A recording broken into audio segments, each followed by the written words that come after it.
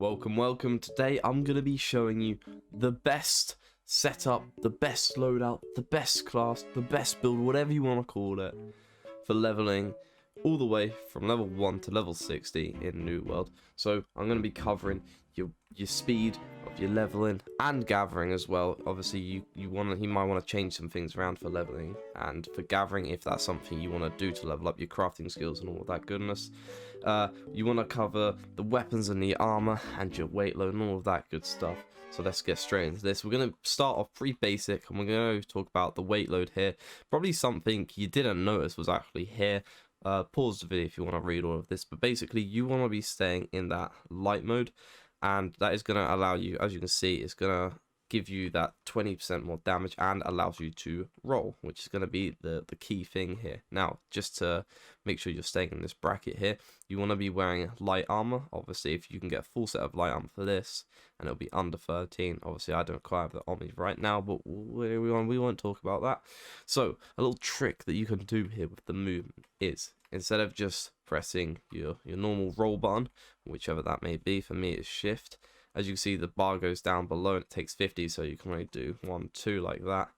You can actually improve the speed of this by sheathing your weapon, which is X. There you go, like this.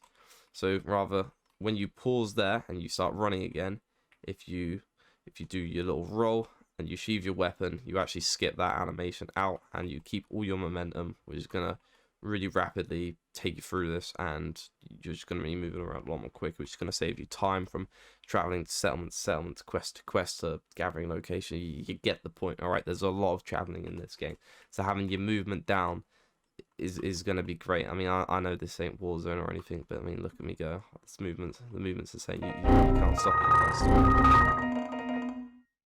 Right, so for your weapons, they're going to be the hatchet and the great axe. Now you can also swap out the hatchet for the warhammer, but for this build I think that it'd be better to go with the hatchet and the great axe. At least that's what I prefer. However, any three of those weapons are good because they all specialize in strength as their primary, and that's what we're looking at here as we go into our attribution points here. So you want to split it between strength and constitution, because they are the two things that are going to benefit the two weapons that you're using the most. Now the split that I would go between this is for your base points, which is 200, 150 into strength and 50 into constitution.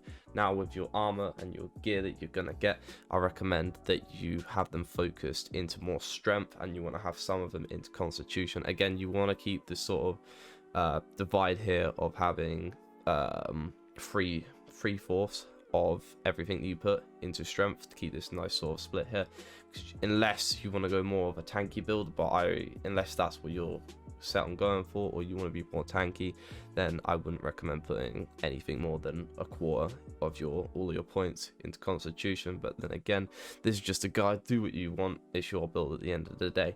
Now, so once we got through that, I'm going to show you the sort of route I would choose for leveling up your weapons. So obviously we're going to start off with the hatchet, and you want to be putting into your 3 moves first. Then you want to go down to berserk, and berserk you want to try and max out first, and then you want to come over to your other 2 and then you want to max them out. Now it doesn't really matter which order you put these in, but I sort of work my way down like this, and once you get here, obviously you get the death defy, which is your last one, and you want to completely ignore this throwing side. This tree is awful. You don't want to put anything into it. It is not going to benefit any of this whatsoever. It's all, oh shit, we've got this one right here. But anyway, yeah, just keep to the berserker tree, and that's all you want to do, is focus on maxing that out, and like sort of the order I've done it in.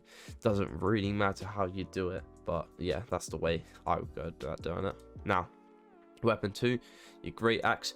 Now this one's got more divide with it, but for me, I personally go, you want to get this ability and this ability right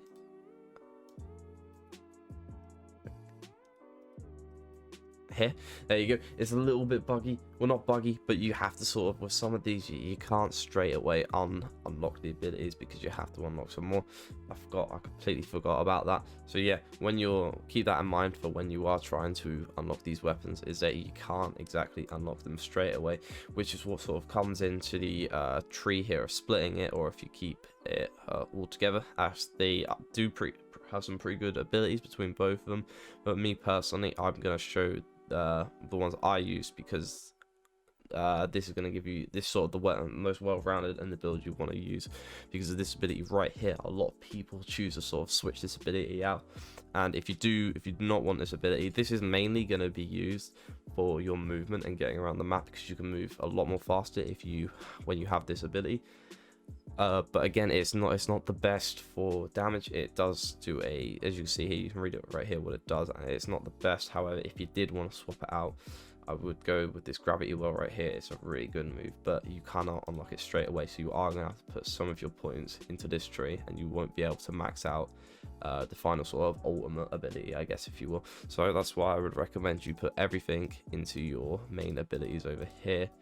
And like so, again, it doesn't really matter this order. However, once you know, read what they say first, and then you can choose which one you want at the time. Because for me personally, I sort of went by what I needed at the time, which is what I recommend you do. There's no sort of set order for these abilities here, but just make sure you get your 3 main ones out first. That is what you always want to do, and you want to get those buffed out quickly. Now for your gear here, again, I'm not going to put what you want in here, because you're going to be leveling up so much that there's no point having your set gear and your set amulets already, unless you're upwards of level 50 plus. There's going to be no point. You're switching out your gear every other minute, so you might as well just put on what you have. But the one recommendation, like I said earlier, is keep the load of your weapons, your armor, sorry, keep that load light. You do not want to be going above that, or is that going to significantly decrease your movement? And hey, we don't want that here, do we? We want to be fast, we want to be light, we want to be nimble, because that is going to save you a bunch of time. And believe me, if you have not sunk your teeth into this game yet, you will understand the pain of having to run around the map to objective to objective. It's not fun. Yeah, boy. Now, if you want to look for your sort of best combos and that, and you're here for what's the best way to use your weapon, is the short story is there isn't really, okay? You're not really going to be able to get a set combination down for every enemy, because they're going to fight differently, they're going to attack differently, you know, they set off their abilities and all that at different times. Okay, I mean, there is sort of, you get the gist of it for certain enemy types, and they all do the sort of similar thing, but again, you can't get down the sort of set combinations for this. So sort of, it's really sort of experimenting for yourself. But I do recommend, if you use the hatchet, you are definitely going to want to pop off the berserk ability. This is going to make it so you can't be interrupted, and it's going to boost your damage and all sorts like that. You can read what it says it does. But both these weapons, again, if you want a suggestion, this is more PvE based.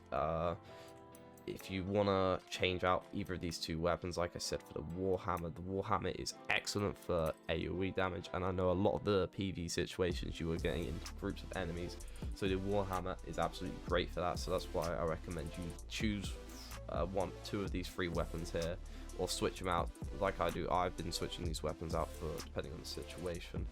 Yeah, again, it's all down to personal preference, really. This is sort of just a guide that I use to level up, and it's been working really well. I really recommend that you guys give it a go, because you definitely want to be using these weapons, and you definitely want to be sort of using them light gear when you're leveling up to level 60, because it's going to save you so much time. It's going to make your life so much easier. So if you did enjoy, make sure to subscribe, make sure to like, make sure to comment. There's not really much else to do. I mean, that's sort of really all I got for you, you know, now. Sort of just do the sort of standard, you know, the sort of, sort of expected.